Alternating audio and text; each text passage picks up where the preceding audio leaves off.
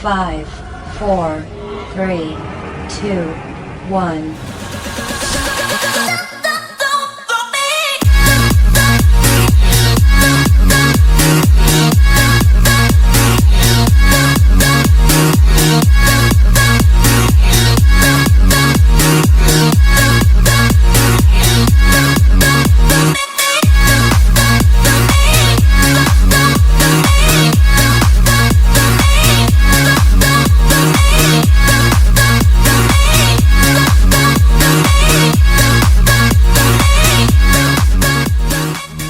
How are you getting on, folks? And welcome back to the Irish Wrestling Hour. I'm your host, Shane Rooney.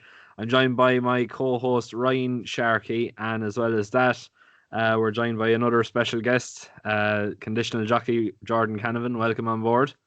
Hi, thanks, Shane. I suppose I just want to kick things off before we really get into the interview now. I suppose you all notice now we're minus one teammate, we'll say. Dean Hegarty has sadly left us there, just I suppose to just take a bit of a break from listening to me and listening to Ryan talking about racing every day. But just I suppose on behalf of myself and Ryan, I want to wish Dean the very, very best of luck, and if he ever wants to come back, there's always a seat to fill his arse anyway to get back in the team.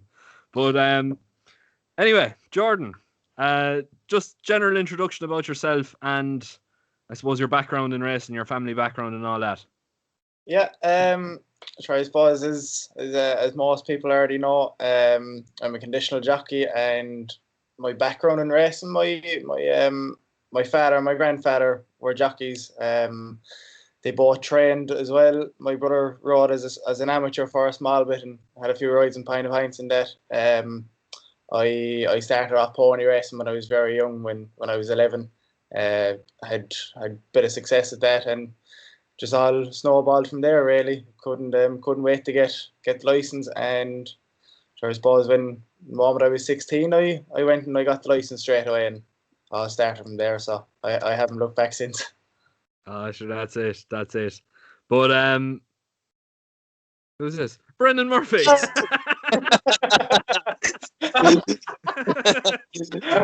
What are you doing here?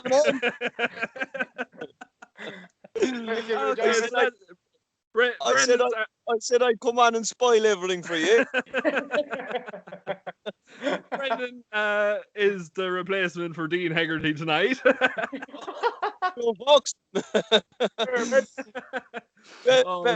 than never, right, boss. Oh Jesus, Brendan! Once we got you in, we can't get rid of you. That's the problem. Oh, stop.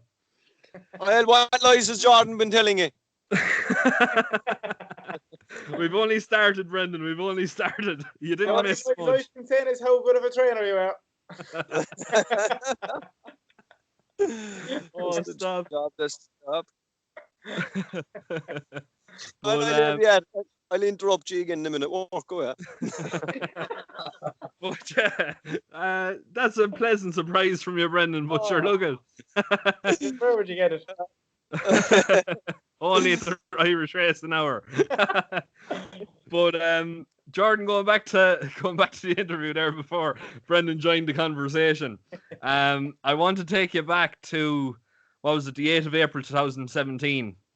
Now I know most people growing up, they see the green and gold of JP McManus. They love to see, I suppose, any budding jockey coming through dream to wear the suits. But not only did you wear the suits that day, you wore them on your very first winner as a licensed jockey. Just give us I suppose, a background story on it, and what was it like to get the first winner in such good fashion as well? Yeah, be fair now, it was actually a pleasant surprise. I didn't even know the horse existed, to be honest, until about 2 days beforehand. When I was schooling upsides him, one of the lads in John Jaws was schooling him, and I didn't really take any notice of the horse. And the assistant trainer in John Jaws at the time had said to me that I fancy going to the chip stuff. I was kind of a small bit thick because a horse what I looked after, I didn't know I was riding the horse. A horse what I looked after was going to Aintree for the national day. He was also a JP horse, and I wanted to go racing with him. I thought he had a bit of a chance and that. And I went into the office at about 11 o'clock, and John Judd said, "Oh, you're riding clubs or trumps there tomorrow in Chepstow." So I was fairly delighted with that, and that day it just went so smoothly. I led up the horse in the first race, so that kind of kept me a bit chilled out in that, and I didn't really think too much of it. Um, my instructions were just to keep it simple, jump off in the first 3 or 4, and ride a race from there. So jumped off in the first 3 or 4. He travelled early with me. Made a mistake at the ditch the first time around, and just got him into a lovely rhythm the whole way around. Then after that, and just winged every fence. And the moment I turned in, the two lads in front of me, there was a gap opened, and I just kicked. It was a hell of a long way from home to kick, but I knew I had plenty of horse underneath me to do it, and knew he had plenty of stamina. So he kept going, and he won by 13 lengths. And I had a couple of glances over my shoulder going up to the line, couldn't really believe it, and it took me a day or two to believe it and for it to sink in. But it was an unbelievable day, and a day I'll never forget. Yeah, definitely. I can imagine sitting up, say, for your first winner and winning by 13 lengths. I'd say that the only thought in your mind was, "Jeez, if I can get them this easy every time, I'd be doing all right." But I suppose coming up to last year, you got in contact with me, say, in terms of looking for sponsorship. Now I had you on my podcast there at that stage. Yeah. We then got in contact with Shane Heffernan of Knightsbridge Bloodstock. I see you're still wearing the Yeah. you're still wearing the Knightsbridge the Knightsbridge clothes, but how has he been as a sponsorship for you, and do you intend to keep, I suppose, working alongside him and, I suppose, building a bigger and better relationship with him? Yeah, he's been unbelievable. Everything what I've asked him, he's been able to answer. If I needed something, say gear wise, he'd supply it, and I'd chat to him regularly. I'd often ask him about his horses and how they're going over in Australia and that, and how the bloodstock things are going, and we'd keep in contact a small bit through, say if I put something on Facebook there, or he put something up, we'd comment on each other's things, so he's been unbelievable. And to be fair now, I can't say anything wrong about him. He's been brilliant to me, and hopefully now, fingers crossed for the future, we stay together, and he can continue to support me throughout for the next couple of seasons, hopefully. Yeah, well, sure, that's it. That's something I absolutely love to hear, because I know, say, he got in contact with me, and then I put him on towards you, and sure, look at the rest is history then. But just going, I suppose, to take up, say, the point to point scene. I know your father was a brilliant point to point jockey there back in his heyday, and I know you are involved in the point to points yourself. You have a few horses yourself, and I think hasn't your partner a few horses in the point to point scene as well? Yeah. Just, I suppose, how important is the point to point scene for, say, yourself and your family, and just, I suppose, getting horses from A to B? Yeah, sure. At the end of the day, it's the grassroots of racing. If you look at the likes of Faheen there, and Envoy Allen and Monkfish, sure, they all came from point to points. And if it wasn't for the point to point scene, we probably wouldn't have them type of horses. Sure, Willie Mullins and Gordon Elliott, they're dominating by having those horses who came through in point to points. Like my father, when it came, the father and the grandfather, when it came to point to point, and they just done it as a bit of crack. They didn't do it to make any money out of it, just done it for the love of the sport. And the father he had a couple of horses there of his own, but he rode every week, and then there was a couple of good horses there in the mix. But and then quite similar with the girlfriend's father, he has a couple of horses there, point to point, and then one of them's actually won a couple of point to points there for him there this season. And he has another horse there. He's an older horse, but he's been around a long time and he's lightly racing. He's after winning. I think he's after winning 4 Pound of Pints, and he's won a chase or two in the track as well. And there's a couple of nice young horses there to come through. And if it wasn't for a Pound of Pinting, them horses probably wouldn't be in training. They're just solely there just for a bit of fun and just for himself to have an old day out on a Sunday to Pound of Pint. Yeah, definitely. Ryan or Brendan, actually, we'll jump on to you, the other special guest of the day. Brendan, how are you keeping anyway? I know you had a couple of nice performances there in Gorham Park there the other day. Yeah, yes, it was a good day. Now, it was consistency is the main thing, really. I suppose by Julie Angel, I didn't think she'd enjoy the ground. She didn't enjoy the ground, but she still showed a bit of ability to be able to finish on and stay on for third. She's looking like she'll take a longer trip, which we partly guessed from the beginning. So yeah, hopefully that's promising. And it's nice for what of a lady who only joined the yard recently to bring a bit of form back into her page again and show a little bit. Again, conditions weren't exactly ideal for her either. She'd like it a little bit heavier than what it was. But yeah, no, we came home very happy with 2 very, very consistent runs. So we're glad they're showing a bit of form. So that's great, thank God. Yeah, definitely. Ryan, do you want to take up anything? Do you want to ask Brendan anything? Jordan, just when you touched on it a while ago, don't worry, I'll go handy on you. But I think it's something that a lot of people don't understand. What do you have to send me a picture of, Kevin? Right, okay, we'll get back to that. But I think it's something that an awful lot of people don't understand. You hit a high in the green and gold for JP with that winner by 13 links. And, things kind of leveled off then again and they got quiet for you. How in the name of God, like the mental pressure that puts on a jockey and on a rider, I don't think the public generally understand how a rider can get flying and winning 1 minute and next minute horses just not performing, not getting on the better horses. And it's through no fault of most jockeys that happens, And like, how did you keep yourself motivated through them times while you're waiting to try for something else to come back? That's something that needs to be explained to people. How did you do it?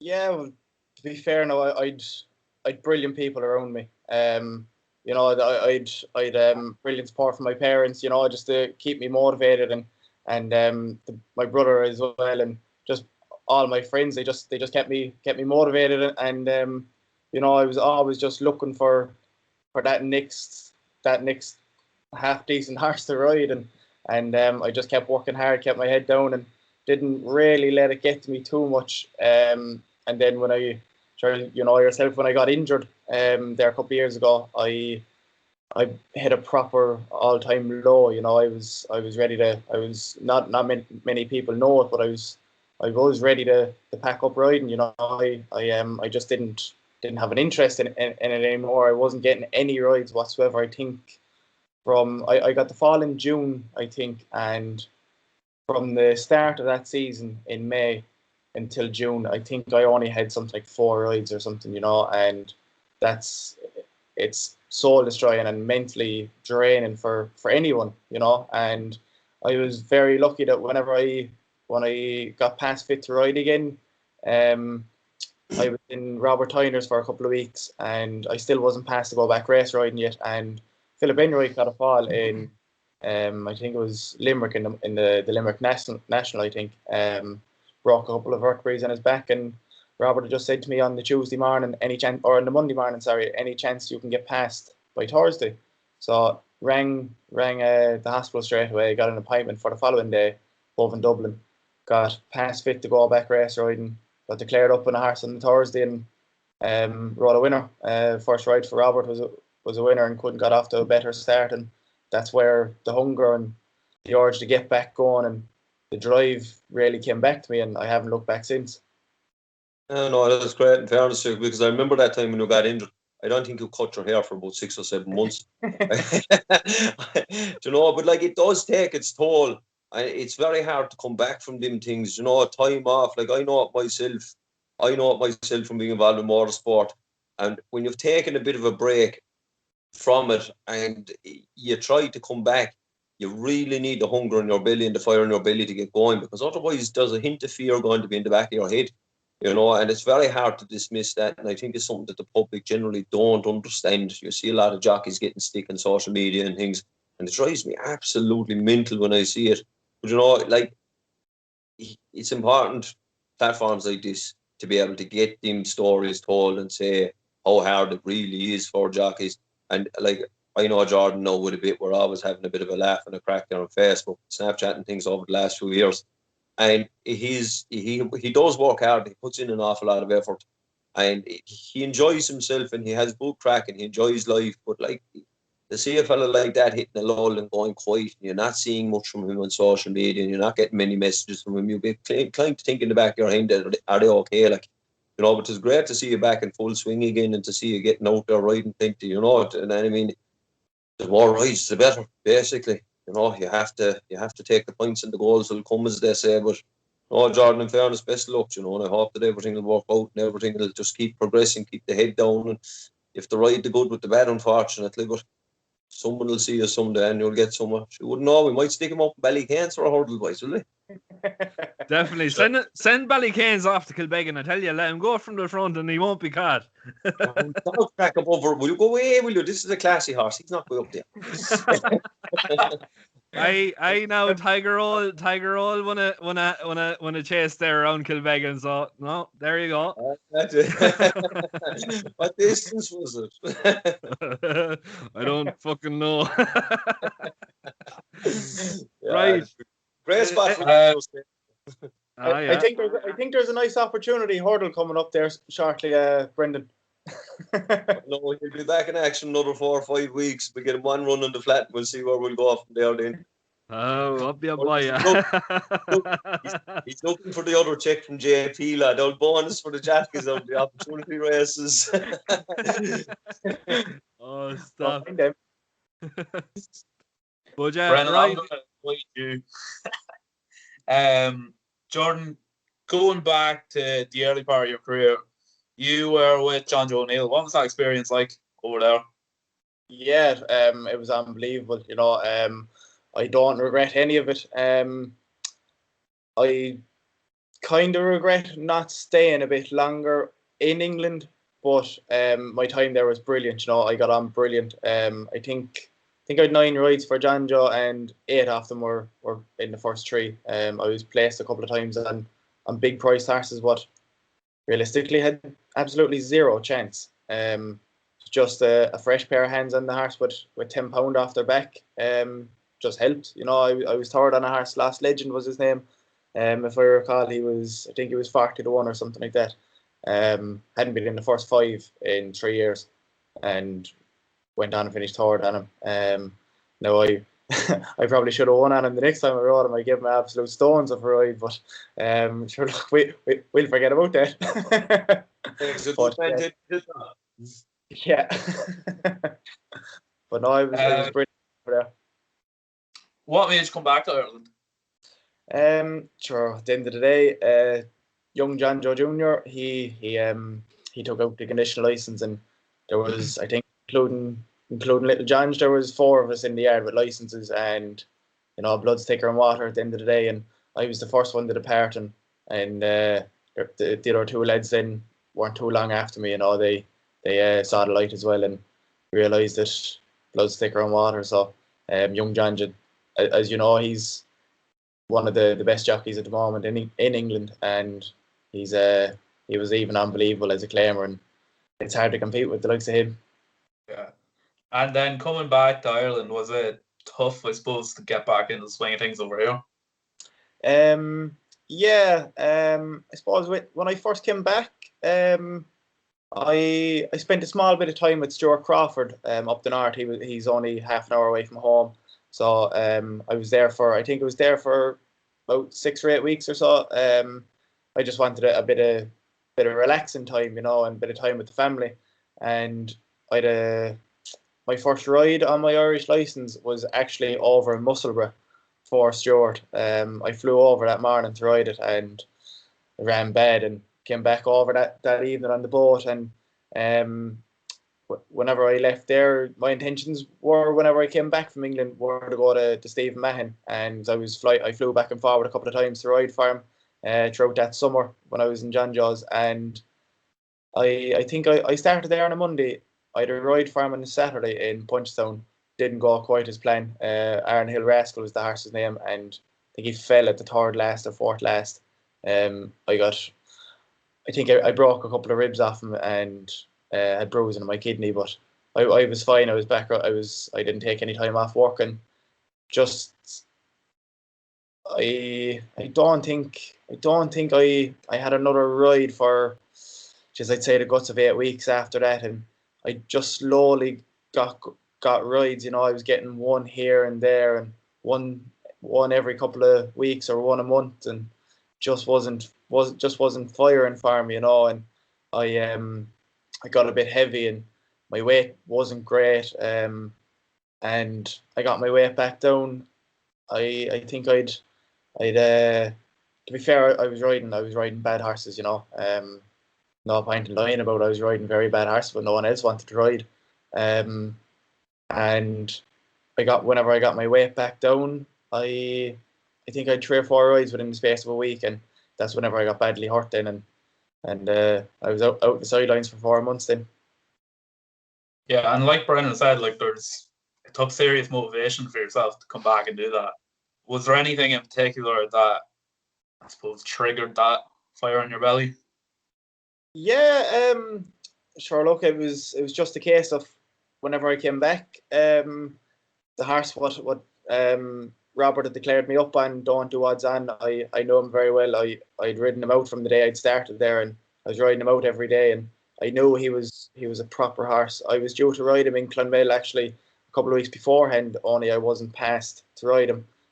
James O'Sullivan rode him. He finished second, and whenever I was kind of kicking myself that I wasn't passed to ride him, and whenever I did get past then, and I knew from the moment I was declared up on him that he was a winner. I had no doubt in the back of my head whatsoever that he wasn't going to be beaten, and sure it was kind of just textbook, jumped off, handy away, and used his jumping to get me where I wanted to be. Hit the front of the top of the hill and took a pull, let them come around me, and took another pull coming down the hill and filled his lungs up and left him rattled in, turning in, and I suppose he won by a length and a half, beating Ruby Walsh in a finish. So I was over the moon with that. That's one way I got pushed back anyway. And just finally for me, is there anything that we should be keeping an eye on for this year? Yeah, actually, I was riding down Royal on Monday at a couple of rides, and I spotted a horse in the bumper. Actually, a horse that's Joe Crawford's. I'll just find it here now. He had the first and the second in the bumper. Ballycoos and Champ de Gain is the 2 horses, both owned by Simon Manure and Isaac Swade. The 2 of them look like proper horses now. I wouldn't mind getting the leg over one of them now in a maiden hurdle, But I'd say keep an eye on one of them. They'd be a proper horse now for this season coming. Pass back over to Shane.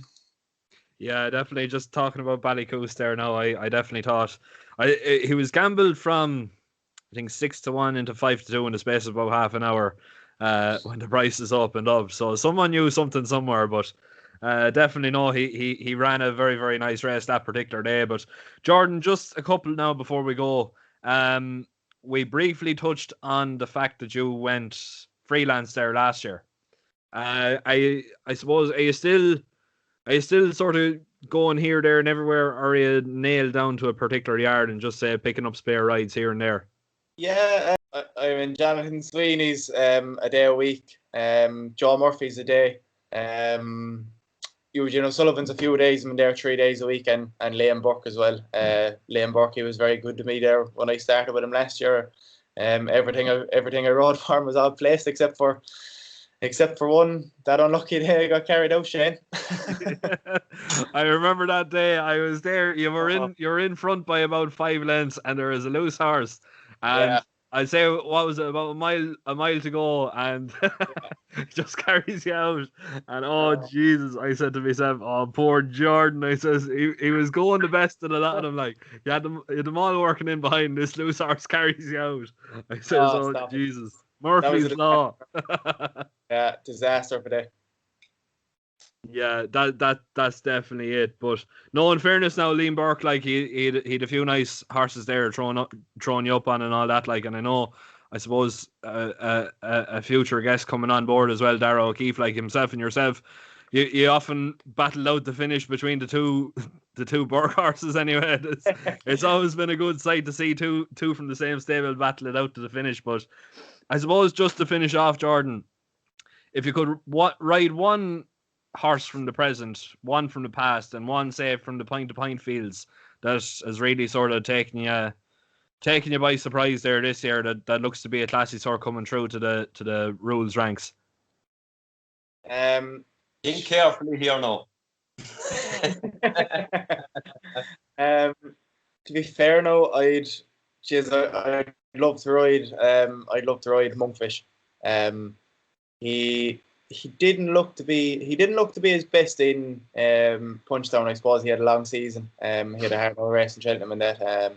But either himself or what was the other horse? What Tonin won on for Willie? Was it Shack and Persoir or however you pronounce it? Yeah. He looks like a proper horse now. And sure, obviously one from the past would be Faheen now. I was always a fan of his, and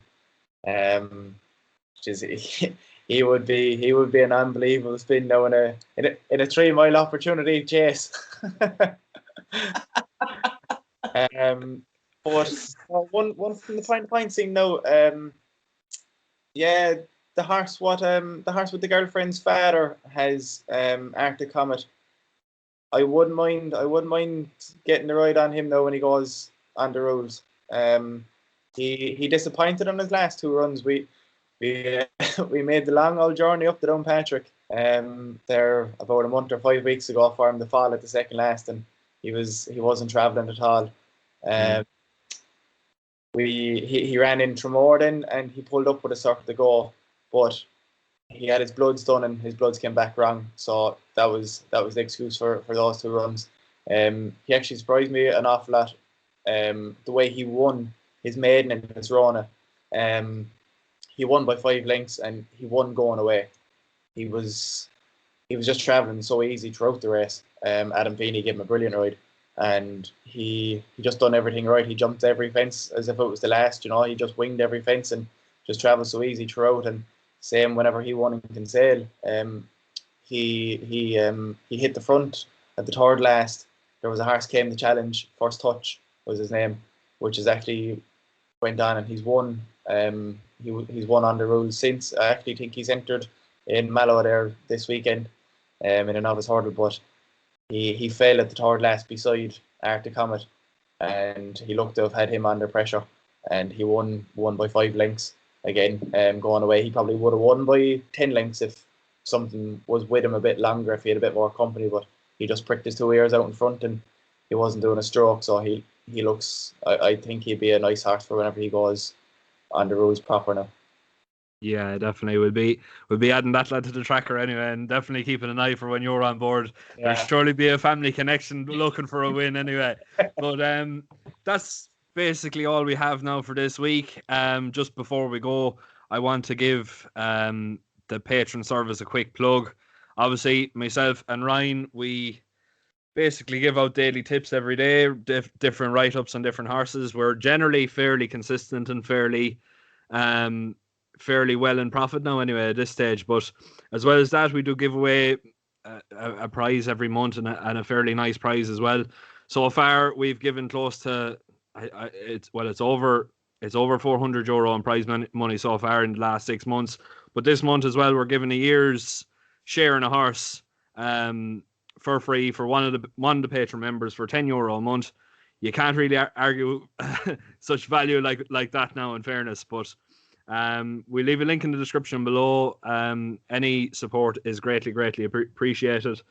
If that's too much to ask for, I would ask for you all to like, share, and subscribe the video. Get subscribing on Facebook and different things like that. Get the word out there. Get the likes of Jordan and Brendan down there as well. Get their names out there and get plenty more coverage, say, in terms of media and everything else like that. But other than that, I think that's basically it. Ryan, do you want to add anything? No, I think you touched on everything there. Bang on. Just be sure to hit that subscribe button and follow Brennan and Jordan on Twitter or Facebook or Instagram. I suppose you both have that days. We won't do what Racing TV did and call him Barry Murphy anyway. That's one thing for sure. What it out. Come here, Jordan, before we go. What's your minimum riding weight at the moment? I can do 9-9. For a good one, have you a good one for me, Brendan? Well, there's nothing else here, any good ones. We just have to wait to see it. Takes time to get it out of them, but they're all good.